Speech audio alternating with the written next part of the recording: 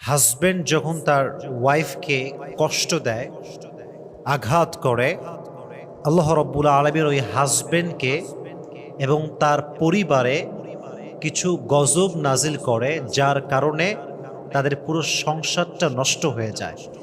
এবং সে গজবগুলো কি কি? এবং যখন একজন হাজব্যান্ড তার ওয়াইফকে কষ্ট দেয়, আল্লাহ সে হাজব্যান্ডকে কোন আযাবে ফেলে, কোন পানিশমেন্টে ফেলে, এটা আমরা আজকে জেনে নিব। সকলে বলেন ইনশাআল্লাহ। মাথায় রাখবেন, যেই মেয়ের স্বামী খারাপ, যেই মেয়ের হাজব্যান্ড খারাপ, তাকে মেরে ফেলার জন্য বিষ লাগে না, তাকে মারার জন্য কোনো গুলি লাগে না, সে এমনি শেষ। যার হাজব্যান্ড খারাপ, তার জীবন অলরেডি শেষ, তাকে মারার জন্য কোনো বিষ লাগবে না, কোনো গুলি লাগবে না, কিচ্ছু লাগবে না, সে এমনি শেষ হয়ে গেছে। আর আমি আসিফের পার্সোনাল পয়েন্ট অফ ভিউ হচ্ছে এইরকম, যে পুরুষ তার জীবনে সফলতার চূড়ান্ত পর্যায়ে পৌঁছে গিয়েছে, যে পুরুষের জীবনে R15 আছে, গাড়ি আছে, বাড়ি আছে, টাকা আছে, পয়সা আছে, জনপ্রিয়তা আছে, সব আছে, বাট একজন নেককার দিনদার মানসিক শান্তির স্ত্রী নাই, তার কাছে পৃথিবীর কিচ্ছু নাই। ঠিক কিনা বলেন?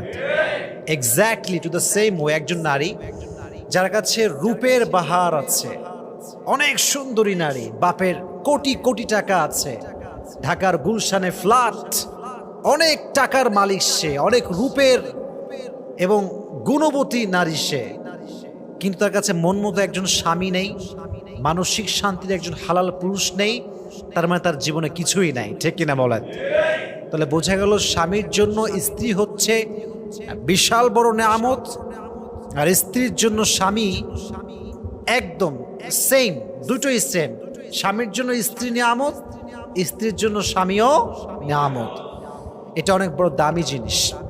তো যখন কোনো স্বামী তার স্ত্রী কষ্ট দেয়, তার প্রথম যে আযাব তাকে ফেস করতে হয়, সবচেয়ে বড় আযাব এটাকে আমি মনে করি, সেটা হচ্ছে যখন কোনো হাজব্যান্ড তার ওয়াইফকে হার্ট করে, উইলিংলি অথবা আনউইলিংলি, যখনই হার্ট করে, কষ্ট দেয়, আঘাত করে, সেই স্বামী তার সুখ হারিয়ে ফেলবে।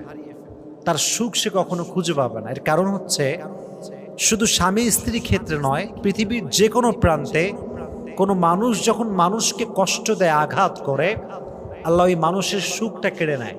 কারণ মানুষকে অসুখী করে, কষ্ট দিয়ে পৃথিবীর কোনো মানুষ কখনো সুখী হতে পারে নাই। ঠিক এরা বলেন?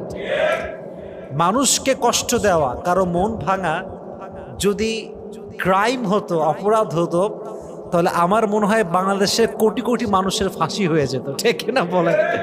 এটা বড় একটা অন্যায়, বাট এটা কোনো রাষ্ট্রীয় আইন নাই, কোনো সামাজিক কোনো আইন নাই, এটা আমাদের সমাজে এরকম। তো স্বামী যখন হাজব্যান্ড যখন তার স্ত্রীকে কষ্ট দেয়, তার প্রথম যেই আযাবটা তাকে ফেস করতে হয়, সে তার সুখ কোথাও খুঁজে পায় না। এর কারণ মাথায় কি রাখবেন কারণটা? এর কারণ, সবচেয়ে বড় কারণটা হচ্ছে, মাজলুমের দোয়া আল্লাহ কখনো ফিরিয়ে দেয় না। মাজলুমের বদদোয়া করার জন্য, আমি বারবার বলি, বদদোয়ার জন্য আমাকে হাত তুলে দোয়া করতে হবে না যে আল্লাহ অমুককে ধ্বংস করে দাও, অমুকের সেই করে দাও, শেষ করে দাও। No, it's not like that. বদদোয়ার জন্য জাস্ট হৃদয়ের একটা অনুভূতি, কষ্ট, একদম বোবা কান্না, এটাই একটা মানুষের ধ্বংসের কারণ হতে পারে। ঠিক না বলা?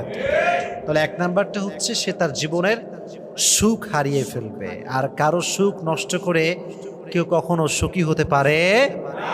তাহলে এক নাম্বার হচ্ছে, husband will lost his mental peace, সে কখনো তার মানসিক শান্তি খুঁজে পাবে না। Number one. আর একটা বিষয় মাথায় রাখবেন, যে অনেক নারী আছে দেখবেন, স্বামীকে বিয়ে করেছে ফ্যামিলির বিরুদ্ধে গিয়ে। এরকম অনেক মেয়ে আছে না? নাই? কেউ পালিয়ে বিয়ে করেছে, অথবা কেউ পরিবার